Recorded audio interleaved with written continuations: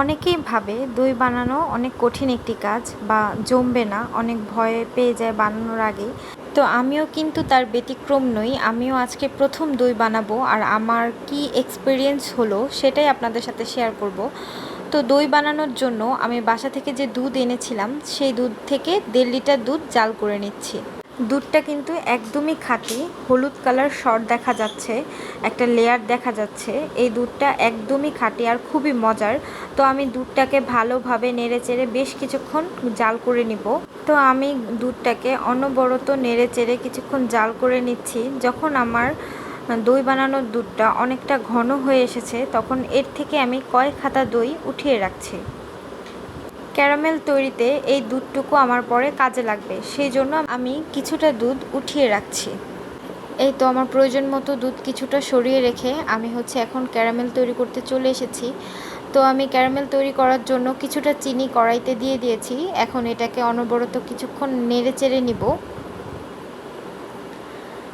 যেহেতু প্রথমবার বানাচ্ছি, নানা রকম প্রশ্ন মনের মধ্যে ঘুরতেছে বা ভয়ও পাচ্ছি পারফেক্টলি জমবে কিনা, হবে কিনা। কিন্তু সব কিছুই মানুষ প্রথমবার বানিয়েই চেষ্টা করে, ট্রাই করে, তো তারপরেই কিন্তু সফলতা আসে। তো প্রথমবারে যদি নাও হয়, ইনশাল্লাহ পরের বার হবে, এটা ভেবে আমি অনবরত কাজটা করে যাচ্ছি। তো হ্যাঁ, এখানে আমার পারফেক্টলি একটা ক্যারামেলের কালার চলে এসেছে। এখন আমি যে দুধটুকু উঠিয়ে রেখেছিলাম সেটা এখানে ঢেলে দিয়েছি এবং অনবরত কিছুক্ষণ নেড়ে চেড়ে নিব। তো এখানে আমার দেখা যাচ্ছে যে ক্যারামেলটা একদম শক্ত হয়ে গিয়েছে, কিন্তু তারপরও আমি এটা অনবরত নেড়ে চেড়ে গলিয়ে নেওয়ার চেষ্টা করতেছি।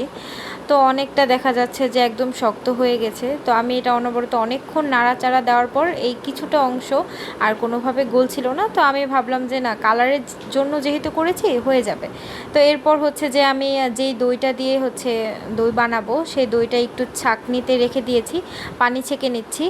তো সুন্দর মতো আমি এখানে ছাঁকনিতে রেখে ক্যারামেল তৈরি করে আমার দুধের দিকে আসলাম। তো দুধটা অনেকটা ঘন হয়ে গিয়েছে, দেখতেই পাচ্ছেন।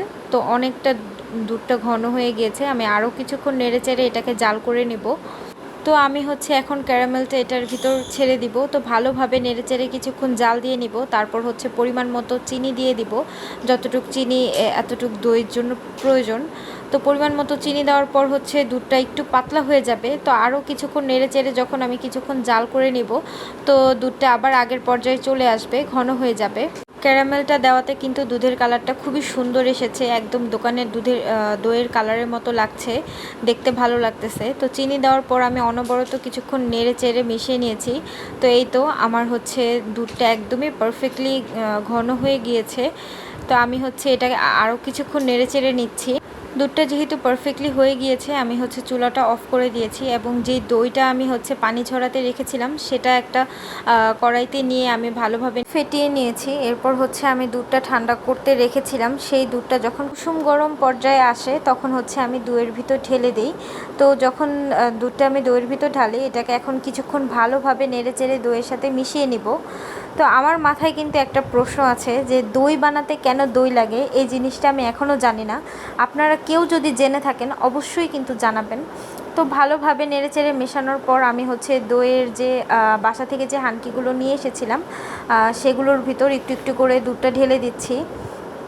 তো এই তো এভাবে করে আমার সবগুলো হাঁড়ি ভরে নিব। তো এই তো এভাবে করে আমি সবগুলো দুধ ঢেলে নিয়েছি। 3টা হাঁড়ি হয়েছে আমার পারফেক্টলিভাবে। তো আমি এটাকে কিছু ছোট ছোট পিস দিয়ে ঢেকে তারপর আমার অন্য রুমে রেখে দিয়েছি, গামছা দিয়ে, তারপর কাঁথা দিয়ে দিয়েছি যাতে একটু গরম পায়।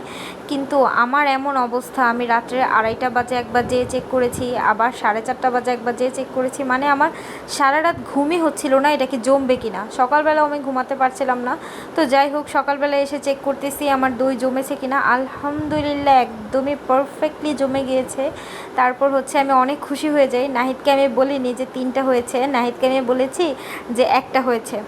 তো যাই হোক, ও যখন 3টা হাঁড়ি একসাথে দেখে অনেক বেশি খুশি হয়ে যায়। তো আমি যখন দেখলাম যে একে একে আমার 3টা হাঁড়ি পারফেক্টলি দই জমে গিয়েছে, তো সবগুলো দই আমি তারপর নর্মাল ফ্রিজে রেখে কিছুক্ষণ ঠান্ডা করে নেব। তো আমি সবগুলো চেক করছিলাম আর আল্লাহর কাছে শুকরিয়া আদায় করতেছিলাম, কারণ আমি ভাবিনি যে প্রথমবার বানাতে গিয়ে আমি একদম পারফেক্টলি দই বানাতে পারবো। তো ফ্রিজ কেনার অপেক্ষা ছিল, আরও অনেক কিছু বানিয়ে বানিয়ে ট্রাই করা বাকি। দই বানানোর জন্য অনেক ইচ্ছা ছিল, কিন্তু যেহেতু বাসায় ফ্রিজ ছিল না তাই সাহস করতে পারিনি। এখন যেহেতু ফ্রিজ হয়েছে তো এখন অনেক কিছু বানিয়ে বানিয়ে ট্রাই করব এবং আপনাদের সাথে অবশ্যই শেয়ার করব। আর আমার দইটা বানানো কেমন হয়েছে, রেসিপিটা কি ঠিকঠাক ছিল কিনা অবশ্যই কিন্তু আপনারা আমাকে কমেন্ট করে জানাবেন। আপনাদের ভাইয়া যখন প্রথম দইয়ের ঘ্রাণটা নেয় তখন এত বেশি খুশি হয়ে যায়, বলে যে এত সুন্দর ঘ্রাণ ও খুব বেশি পছন্দ করে আর এত বেশি টেস্ট পায় যে ও শুধু সব দই একসাথেই খেয়ে ফেলতে চায়। তো আমি একটু একটু করে রেখে রেখে ওকে দিচ্ছিলাম যে এত গরম পড়েছে, এটাকে রেখে রেখে খাবো, একবারে খেলে তো হবে না। তো ও বলতেছে এখন খেয়ে নিয়ে আবার তুমি বানিও। তো আলহামদুলিল্লাহ আমার সব কিছুই তো ওর জন্য, আমি সব রান্না সব কিছু ট্রাই করি ওর জন্য। যখন ওর কাছে ভালো লাগে তখন আমার অনেক বেশি শান্তি লাগে। তো আলহামদুলিল্লাহ সব কিছুর জন্য। ভালো লাগলে প্লিজ একটি লাইক দিয়ে কমেন্ট করে যাবেন, আমার পেজটি ফলো দিয়ে যাবেন। আসসালামু আলাইকুম।